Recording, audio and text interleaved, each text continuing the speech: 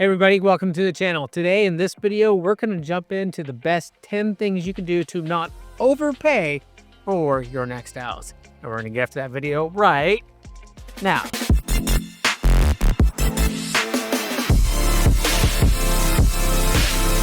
All right, first thing to do, get pre-approved with a mortgage broker. Have a real discussion with said mortgage broker. We prefer Garrett Myers at Elevate Mortgage. We'll put his information in the comments below and flash it on screen. Have a conversation about your budget, what you can afford to spend. Now, a lot of times they'll tell you what you can afford to spend, but is that what you should actually spend? So that is the number one tip we want to make sure everyone understands. If you're looking to buy a house, you've got to talk to a quality professional, mortgage broker, your bank, somebody that does financing to help you understand the ins and outs of how to get it done and what you can truly afford. Set a realistic budget. Make sure you're comfortable with it. You still got to buy food. You still got to buy all of the great things that you need to live every day, and you want to own a home. So that's number one, is get pre-approved. All right, number two is understand the market. What does that mean? Well, you're watching a video about real estate in Bend, Oregon, so you're starting to understand the market. Is it a buyer's market? Is it a seller's market? How do I get a deal? Are prices trending up? Are prices trending down? Do we have more houses to sell than currently we have buyers? Do we have less houses to sell than we currently have buyers? So those are all key facts that you need to understand in buying a house. And you know what? That's why we make these videos. I mean, we have 260 some videos on this channel, and most of them are talking about real estate in some form or fashion. And our free offer to you is give us a call, shoot us a text message, send us an email, send us a Zoom consultation request, and we'll talk to you. Free, no obligation, no charge, and just tell you how the market is doing. We also do a market update every month, so if you subscribe, you'll get that in a newsletter form, and we'll just provide all the information for you. It's a valuable resource, right? And we give that to you free of charge, no obligation whatsoever. We just want to make sure you're informed. If you use us to buy a house, great. If you don't use us to buy a house, that's just fine too. At least we did our part to make it a better place for everybody that's out there that's trying to succeed. All right, let's look at number three. Number three, find comparable properties. You know, this is a key fact, right? Like a few years ago during COVID, nobody ever did a CMA on a house before they bought it. They were just thankful they could get into it. Well, those are not the times anymore. So realistically, once you talk to your mortgage broker, you're like, hey, this is my total I want. Those are the houses you should look at, right?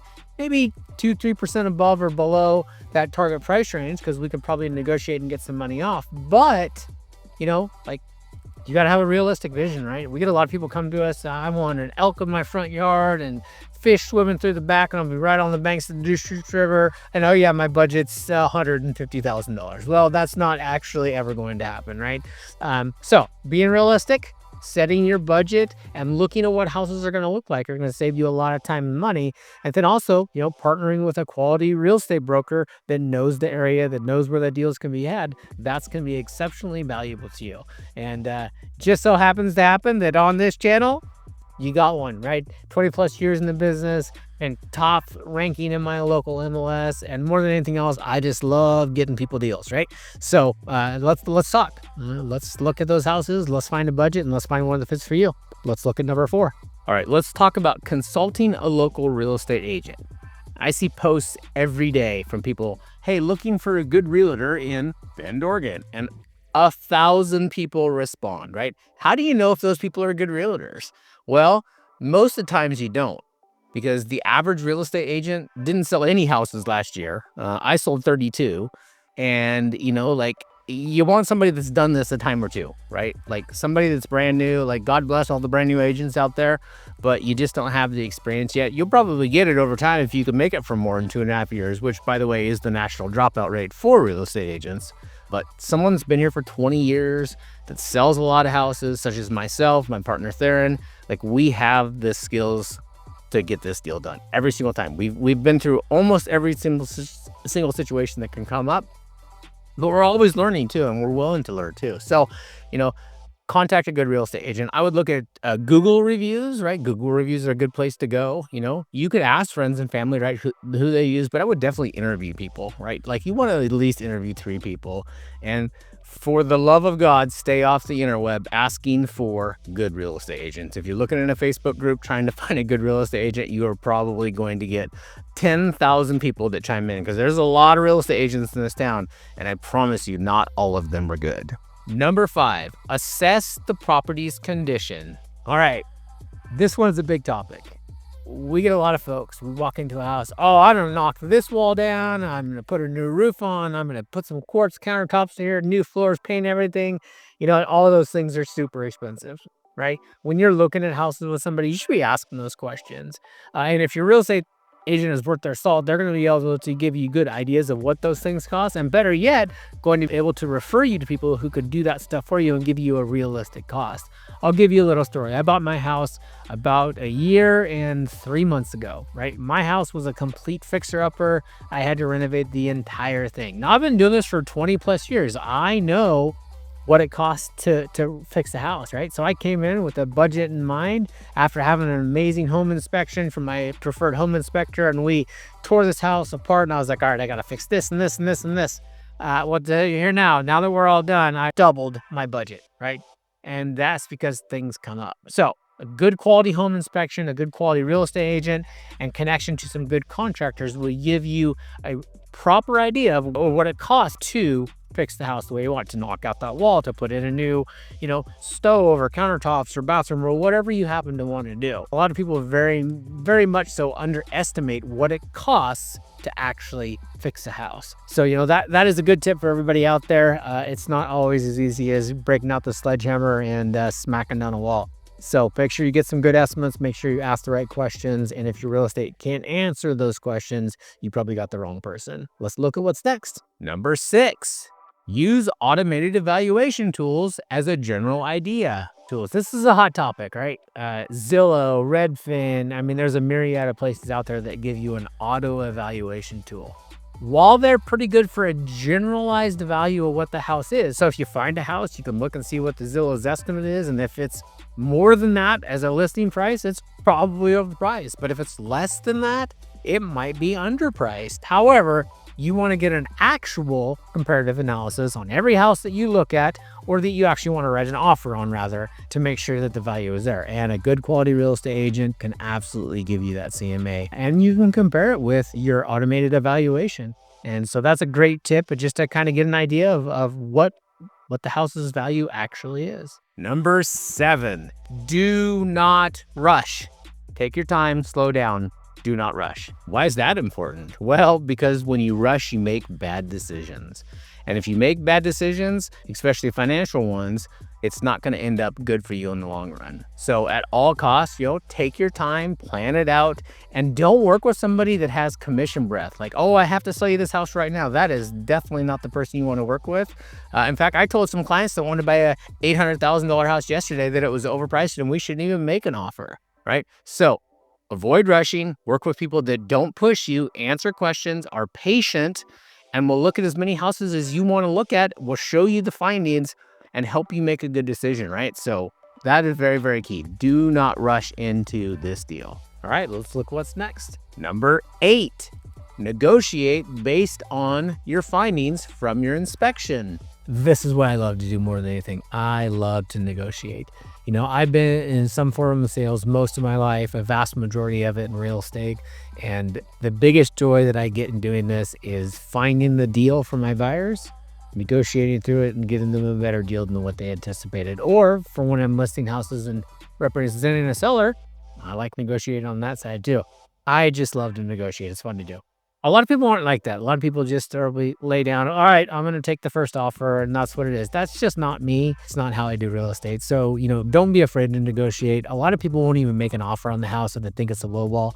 I don't actually believe there is a lowball offer, right? Like, let's make an offer. Like, the seller can decide if our offer is good. It's not offensive. This is a business proposition. You're not friends with the seller. You don't even know the seller. So realistically, making an offer that works with your budget and where you're at, as long as it's somewhat reasonable, you're probably not going to get $500,000 off a house, but we might be able to get 20, 30, 40,000. Really depends on the house. It's not unreasonable, and it's definitely not offensive. So don't be afraid to negotiate, and make sure you hire someone, because make no bones about it, you are hiring somebody when you get a real estate agent to help you. The seller may pay the commission, but they may not. But at the beginning of this, you actually have to sign something that says, I will pay this much money.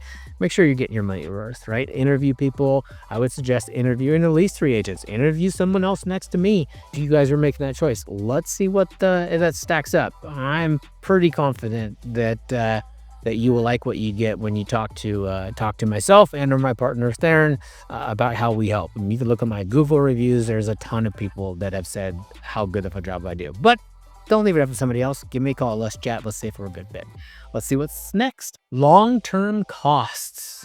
That is something that you definitely got to consider, right? Maintenance. You got to paint a house every so often. You're going to have to put a new roof on. Maybe you need your new driveway. Maybe you need to replace the appliances. Maybe the electrical system needs to be upgraded. Maybe you need to do smoke detectors. There's so many things that come around with long-term costs. Just make sure you're talking about those when you're buying a house. Let's talk about what electricity is. If you've ever bought a house before, did you find out what the current electricity bill from the current owner is? That gives you a good idea what it's going to cost to own that place. I just sold a house to a good friend of mine, and he just sent me a text that said, hey, my electricity bill is like $800 a month. And I'm like, yeah, man, that house is expensive. We talked about that, right? It's an older house. Might need to upgrade some insulation, get a little bit more efficient furnace, stuff like that. He's like, yeah, but I just didn't think it would be that much. I said, I totally get it. I said, let's talk about some solutions, right? So we're looking at solar, we're looking at some new insulation, new furnace, stuff like that to help out with those costs. So there's usually a solution, right? But it's good to know about those things ahead of time. So if you're looking to make an offer, always a good question is, what are your utility bills? Because that's going to give you a good idea of how much it costs to live there long term. All right, let's see what's next. Oh man, this is probably the most important. And it's also the one we're going to close with, but it's not getting emotionally attached. Now, this is incredibly hard for most people. Buying a house is a very exciting time in anyone's life, right? You're getting a new house. Maybe it's your first house. Maybe it's your fourth house, but it's always exciting and it's always emotional, right? So I urge you not to get emotionally attached to any one house, right? Because it'll create an opportunity for you to make a bad decision, which we never want to make bad decisions going into this. I'm guilty of it myself. I've done it. I've been emotionally attached to a house that I really, really wanted. In fact, I'd say I probably did a little bit on my current house. Now, it's exactly what we wanted, but I paid a little bit of a premium for the location. Now, that's the location in Bend, Oregon, and sometimes that's very expensive just because of where it's at. I happen to live in a place called the Orchard District or Midtown, which is a very desired place to live.